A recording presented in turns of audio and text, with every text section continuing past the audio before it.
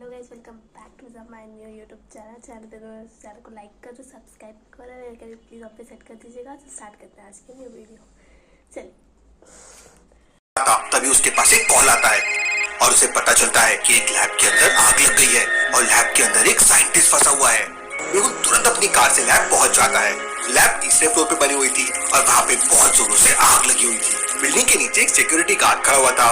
मेहुल तुरंत उसके पास जाता है। सर, मैंने ही आपको कॉल किया था, मैं इस बिल्डिंग का सिक्योरिटी गार्ड हूँ। अंकल, ये आग कैसे लग गई और आप उस वक्त क्या कर रहे थे? सर, किसी ने मुझे पानी के साथ नींद की गोली खिला दी, इसलिए मैं सो गया था। Interesting, very very interesting. इसका मतलब किसी ने जानबूझकर आग लगाई है। अंकल, इस वक्त लैब के अंदर कौन कौन मौजूद है? सर, इस वक्त लैब के अंदर केवल डॉक्टर मनोहर काम कर रहे हैं, लेकिन वो अभी तक बाहर नहीं आए हैं। उनकी जान खतरे में है, इसलिए मैंने आपको कॉल लगाया। मेहुल तुरंत बिल्डिंग के तीसरे फ्लोर पे पहुंच जाता है, लेकिन वो लैब के अंदर नहीं जा पाता क्योंकि आग की लपटें बहुत तेज थी।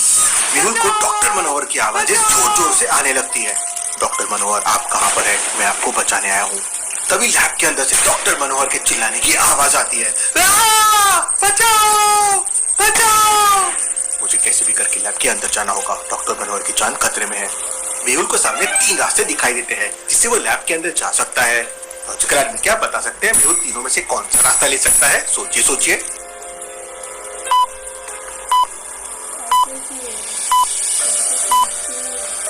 ध्यान से देखिए, पहले वाले दरवाजे पे आग बिल्कुल बीचों बीच चल रही है। मतलब ना तो मेहुल नीचे से जा सकता है और ना ही ऊपर से जा सकता है। दूसरे रास्ते पे आग बहुत ही तेज लग रही है और आग ने पूरे दरवाजे को कवर कर लिया है। लेकिन तीसरे दरवाजे को ध्यान से देखिए, आग केवल ऊपर की तरफ है, मतलब नीचे से जाया जा सकता है।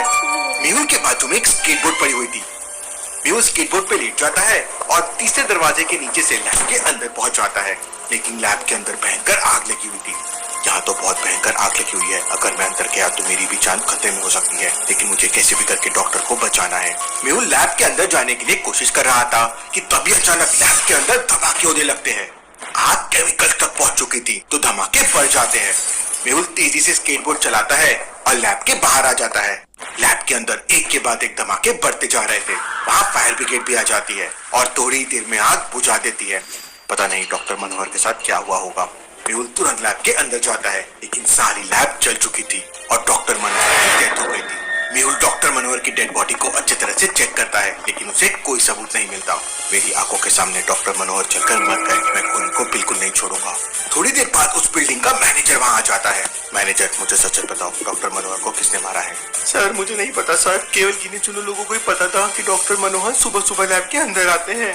Interesting, very very interesting. इसका मतलब कोनी को पता था कि डॉक्टर मनोहर सुबह के 4 बजे लैब के अंदर अपना काम कर रहे होंगे, इसलिए उसने लैब में आग लगा दी। मेहुल सीसीटीवी फुटेजेस चेक करता है। आग लगने के बाद कैमरा जल चुका था, इसलिए उसके बाद के फुटेजेस अवेलेबल नहीं थे। लेकिन ठीक 4 बजे जब मनोहर लैब के अंदर आए थे, उसका एक सीसीटीवी फुटेज मेहुल को मिल जाता है। इसके बाद मेहुल कल के फुटेजेस चेक करता है तो वहाँ मेहुल को एक क्लू मिल जाता है। चल आदमी, क्या आप इन दोनों फुटेजेस को देख के बता सकते हैं मेहुल को क्या क्लू मिल गया? सोचिए सोचिए।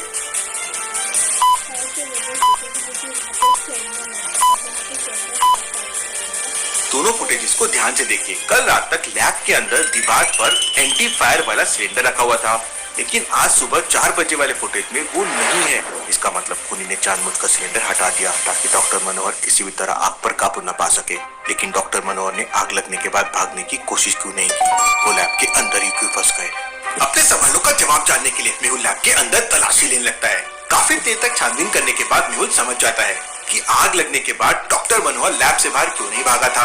लॉजिकल आदमी, क्या आप ध्यान से सारी चीजों को ऑब्जर्व करके ये बता सकते हैं? सोचिए सोचिए।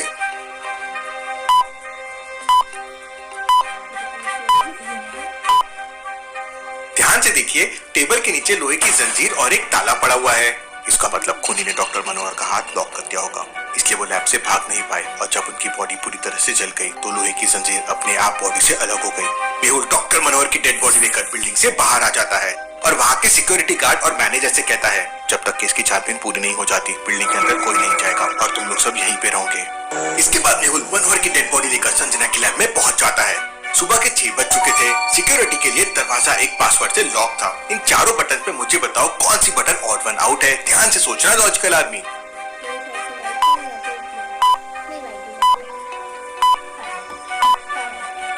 कार को छोड़कर बाकी तीनों ब्लू कलर के हैं, लेकिन कार व्हाइट कलर की है। मेहुल फोन नंबर के बटन प्रेस करता है और लैब के अंदर चले जाता है। मेहुल डेड बॉडी को लैब के अंदर रखकर डॉक्टर संजना के लिए एक वॉइस मैसेज छोड़ देता है और वहाँ से निकल जाता है।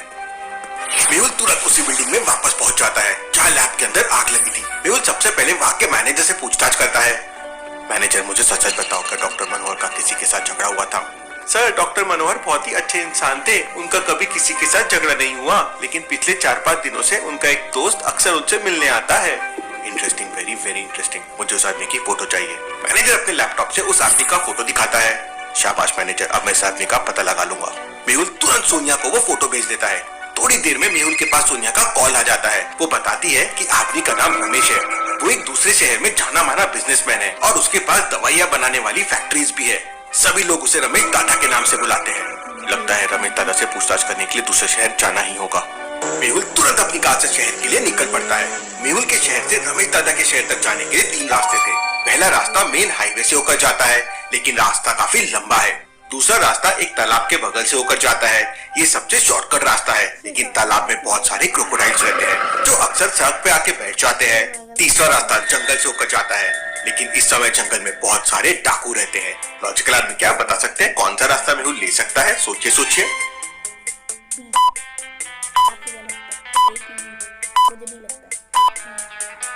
वैसे तो जंगल वाला रास्ता मेहुल बिल्कुल नहीं लेगा, क्योंकि वहाँ डाकू है और इस समय वो एक दूसरे केस में है।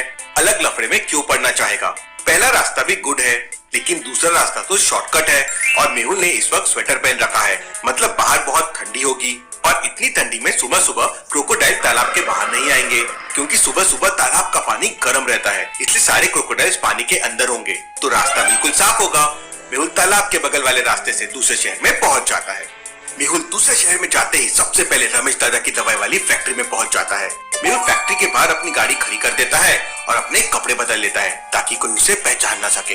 मेहुल दूसरे कपड़े पहन के फैक्ट्री के अंदर जाने लगता है तो फैक्ट्री के बाहर 2 बॉडीगार्ड खड़े हुए थे। वो उसे रोक लेते हैं।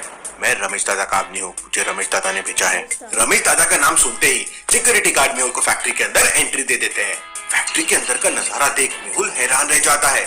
Interesting, very very interesting. इसका मतलब रमेश दादा डुप्लीकेट दवाइयाँ बनाकर बेचता है। मेहुल आराम से फैक्ट्री के बाहर आ जाता है और फिर रमेश दादा को कॉल करता है।